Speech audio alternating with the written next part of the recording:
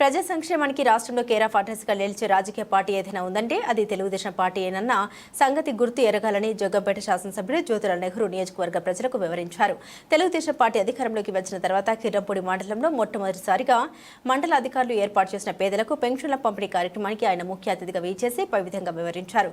సోమవారం ఉదయం జగపతి నగరం గ్రామానికి జ్యోతిరావు నెహ్రూ మండల తెలుగుదేశం పార్టీ అధ్యక్షుడు చంద్రం చంటిబాబు నాయకత్వంలో వృద్ధులకు, వికలాంగులకు, వితంతులకు ఏర్పాటు చేసిన పెన్షన్ సొమ్మును పెంచిన దానితో కలిపి ఎమ్మెల్యే అందించారు. ఈ కార్యక్రమంలో గ్రామ సర్పంచ్ గుడాల శ్రీలత రాంబాబు, అలాగే incharge MPTO B Satish Babu, panchayati విస్తరణ అధికారి సత్యప్రసాద్, కిర్లంపూడి సబ్ ఇన్స్పెక్టర్ షేక్ జబీర్, అలాగే మండల తెలుగుదేశం పార్టీ మహిళా అధ్యక్షురాలు శరకనం సూర్యకుమారి, పార్టీ శ్రేణులు, కార్యకర్తలు, తెలుగు తమ్ముళ్లు పాల్గొన్నారు.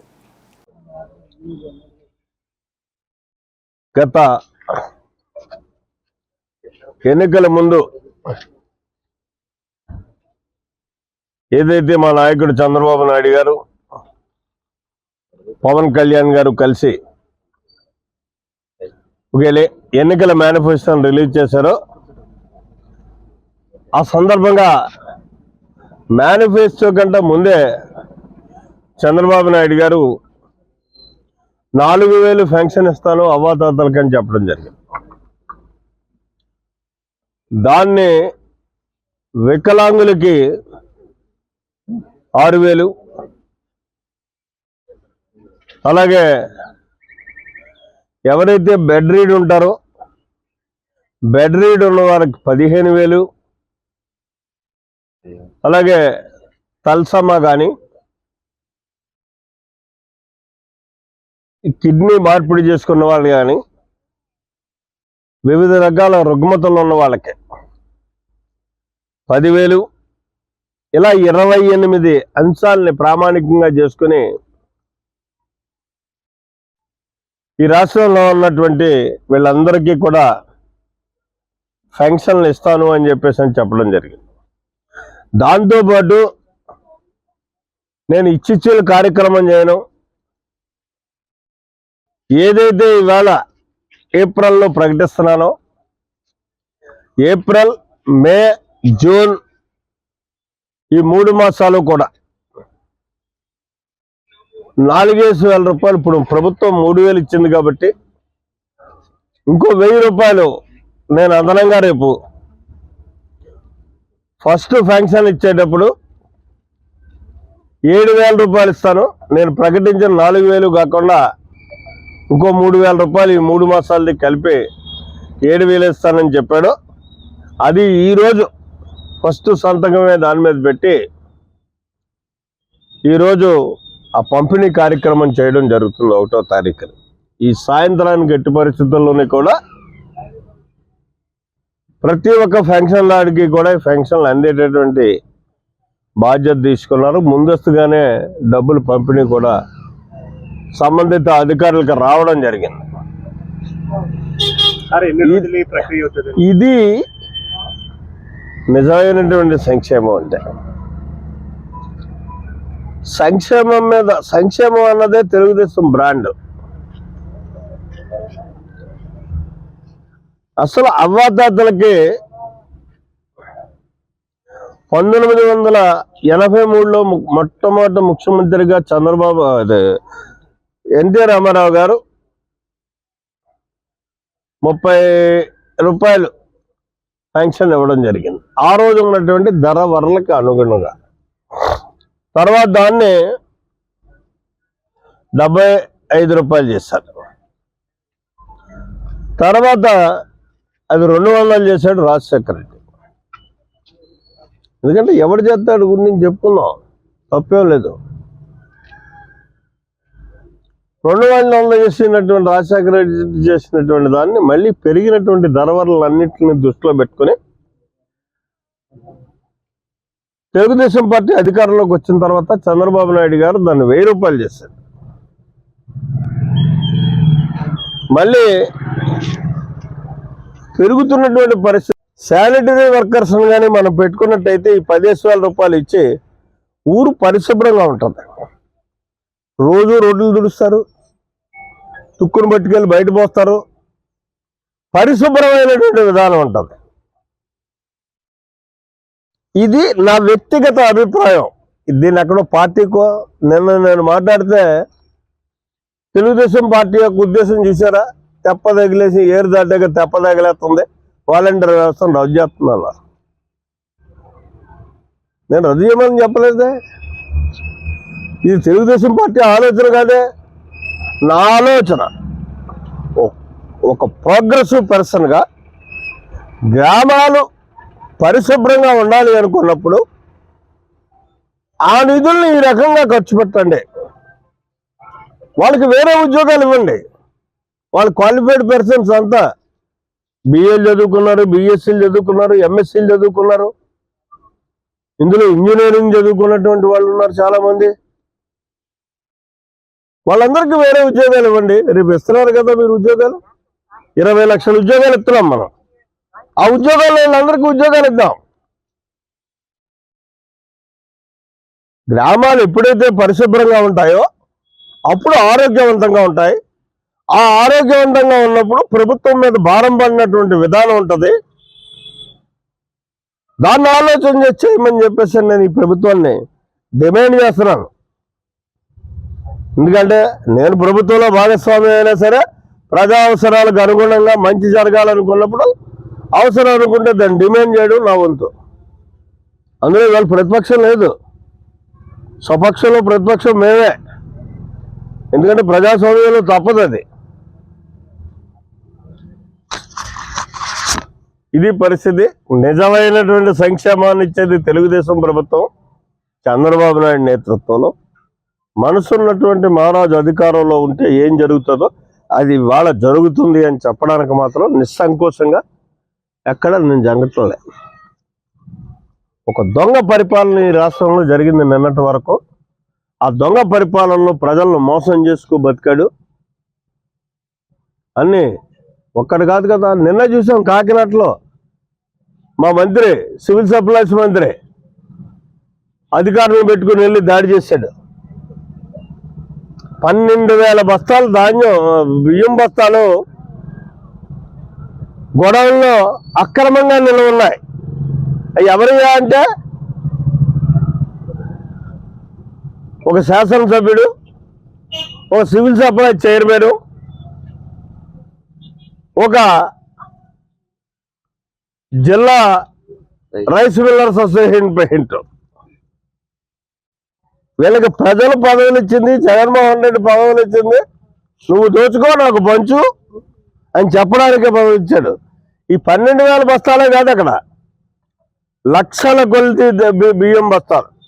ఈ 5 సంవత్సరాల్లో ఏదైతే ఎఫ్సిఐ గొడవల నుంచి బయటికి ప్రజలకు ఇవ్వచ్చినటువంటి బియ్యం 100% బియ్యం ఈ రకంగా ప్రజల్ని ప్రలోభపెట్టి మోసం చేసి 2 రూపాయలకు నువ్వు బియ్యం కొంటున్నావు కాబట్టి 10 రూపాయలు నీకు ఇస్తానని చెప్పేసి 8 రూపాయలు లాభం అనుకుంటున్నాడే కానీ ఈ అమాయకుడు 36 రూపాయలు పెట్టి నేను తినడానికి కొనుక్కోవాలన్న ఆలోచన లేదు. అందుకోసమే వాళ్ళ ఆలోచన చేస్తుంది మా ప్రభుత్వం. నెక్స్ట్ ఖరీఫ్ సీజన్ నుంచి అందరికీ సన్న బియ్యం ఇచ్చేటటువంటి ఆలోచన కూడా మా ప్రభుత్వం చేస్తుంది. ఇలాంటి అమాయకులు మోసపోకుండా మేము ఏదైతే పీడిఎఫ్ ద్వారా ఇవ్వడం జరుగుతుందో దాన్నే వాళ్ళు శుభ్రంగా తినేటటువంటి విధానంలో బియ్యం పంపిణీ జరిగేటటువంటి బాధ్యత కూడా ఈ ప్రభుత్వం తీసుకుంటుంది. ఈ దొంగలను అరికట్టడం జరుగుతుంది, తిన్నది కక్కించడం జరుగుతుంది. పవన్ కళ్యాణ్ గారు ఒకటే చెప్పాడు, అవినీతిని అంతమొందించడమే నా ధ్యేయం అన్నాడు. ఇవాళ కార్యక్రమానికి శ్రీకారం చుట్టాడు. కాకినాడ నుంచే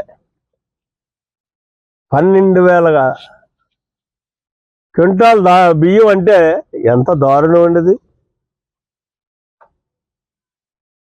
అన్నిటినీ బయటకు తీయడం జరుగుతుంది. ఇక్కడే కాదు, ఏ పోర్టులో అయినా సరే ఉంటాయి, బయటికి తీసి వెలుగు తీయడం జరుగుతుంది.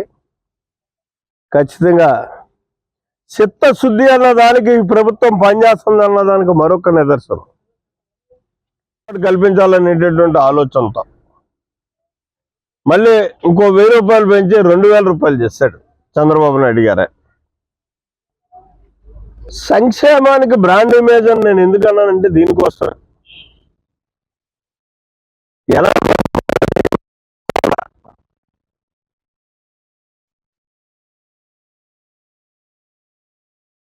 నిజమైనటువంటి సంక్షేమాన్ని కోరుకునేది తెలుగుదేశం ప్రభుత్వం అని చెప్పక తప్పదు. దాన్ని జగన్మోహన్ రెడ్డి గారి ఎన్నికల ముందు 2018లో నేను 3000 చేస్తానన్నాడు. తర్వాత ఇచ్చిచ్చులు ఇస్తానన్నాడు. సంవత్సరానికి 250 రూపాయలు పెంచుతానన్నాడు. అలాగే 5 సంవత్సరాలు కూడా పెంచుకుంటూ వచ్చాడు. దానివల్ల చాలామంది ఆయన గొప్పగా చెప్పుకునే అవ్వాతాతలు లేచిపోయారు ఈ లోపల. అంటే ఒక దురుద్దేశమైన ఆలోచనతో ఎంతవరకు సంక్షేమాన్ని రాష్ట్ర ప్రభుత్వం తగ్గించుకుని భారం లేకుండా చేసుకోవాలనేటువంటి ఒక దురాలోచనతో చేసినటువంటి కార్యక్రమంగానే నేను భావిస్తున్నాను సార్.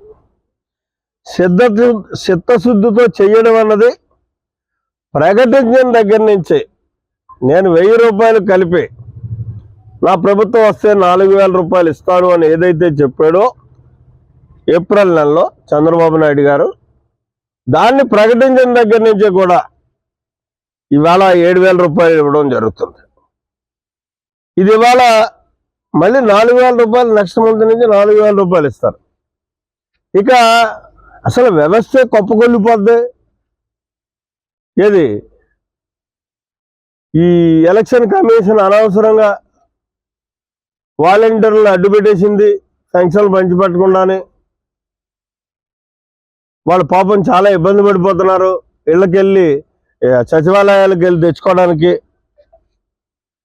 అని చెప్పినటువంటి గత ప్రభుత్వం ఇవాళ కళ్ళు తెరవాలి. నీ దగ్గర యంత్రాంగం ఉంది. మన దగ్గర ప్రతి గ్రామంలోనే 12 మంది 10 మంది ఎంప్లాయీస్ ఉన్నారు మనకు, సచివాలయ ఎంప్లాయీస్. వాలంటీర్ వ్యవస్థ లేకపోతే కుప్పకూలిపోదు. ఇక్కడ వాలంటీర్ వ్యవస్థ దేనికంటే నువ్వు ప్రచారం చేసుకోవడానికి. జగన్మోహన్ రెడ్డి ఇచ్చాడు, జగన్మోహన్ రెడ్డి ఇస్తున్నాడు అని చెప్పుకోవడానికి వాలంటీర్ వ్యవస్థ తప్పించి ఇక్కడ ఖచ్చితంగా ఇప్పుడు సచివాలయ సిబ్బంది బాధ్యత ఉన్న వాళ్ళు ప్రభుత్వ ఉద్యోగులు తప్పు జరగడానికి వీల్లేదు. వాళ్ళు చక్కగా ఒక రోజులో ఇస్తున్నారు. 50 మందికి ఒక ఇల్లు చూసుకుంటే వేలంక పెన్షన్లు ఎంత అండి? 617 పెన్షన్లు ఉన్నాయి. 12 మంది స్టాఫ్ ఉన్నారు. మనిషికి 50 ఇళ్ళే. వాలంటీర్ ఇచ్చిన 50, ఈ స్టాఫ్ ఇచ్చిన 50. ఒక్కరోజు వాళ్ళు డ్యూటీ ఆఫ్ చేసుకుని కొంపలు ఏమండి ఈ పెన్షన్లు ఇస్తారు. పెన్షన్లు కూడా వాళ్ళ డ్యూటీయే. వీళ్ళు మరింత బాధ్యతగా ఇస్తారు. ఎందుకంటే ఉద్యోగం గ్యారంటీ అయినది. తప్పు జరిగితే పొట్ట కొట్టేసుకుంటారు. కాబట్టి అక్కడ తప్పు జరగకుండా ఇచ్చేటటువంటి పరిస్థితి ఉంటుంది. ఇది పరిస్థితి. ఇంకా నేనేమంటానంటే నా పర్సనల్ ఆలోచన, నా పర్సనల్ ఉద్దేశం నేనే చెప్పాను. నేను ఏదైతే వాలంటీర్ వ్యవస్థ ఉందో, మీరు 10,000 రూపాయలు ఇస్తానని మా నాయకుడు ఒక్కొక్కరికి ఉద్యోగం వాలంటీర్కి. ఆ వ్యవస్థ అవసరం లేదు. ఇవాళ సచివాలయ సిబ్బందిని తీసుకొచ్చి పంచాయతీల్లో కలిపి ప్రజలతో ఎన్నుకోబడ్డటువంటి పంచాయతీ సర్పంచుల యొక్క ఆజమాయిషీలో ఆ వ్యవస్థ నడిస్తే పెన్షన్లు కూడా చాలా సక్రమంగా అందివ్వడానికి ఉంటుంది. ప్రజల అనుగుణంగా పనిచేయడానికి ఉంటుంది. 12 మంది ఒక వేలంకలాంటి గ్రామంలో 12 మంది ఎంప్లాయీస్ అంటే అన్ని వనరులను సమకూర్చుకోవడానికి అవకాశం ఉంటుంది. అజమాయిషి అన్నది ప్రజలతో ఎన్నుకోబడ్డటువంటి వ్యక్తికి ఉండాలి. అదే నిజమైనటువంటి గ్రామ స్వరాజ్యం, గాంధీజీ కళ్ళగన్నటువంటి స్వరాజ్యం. అయితే ఏదైతే వాలంటీర్ వ్యవస్థను కొనసాగించకుండా ఇవాళ వాళ్ళని మనం శానిటరీ మేస్త్రులు అంటే ప్రతి గ్రామం కూడా ఒక 10 మందిని కానీ 5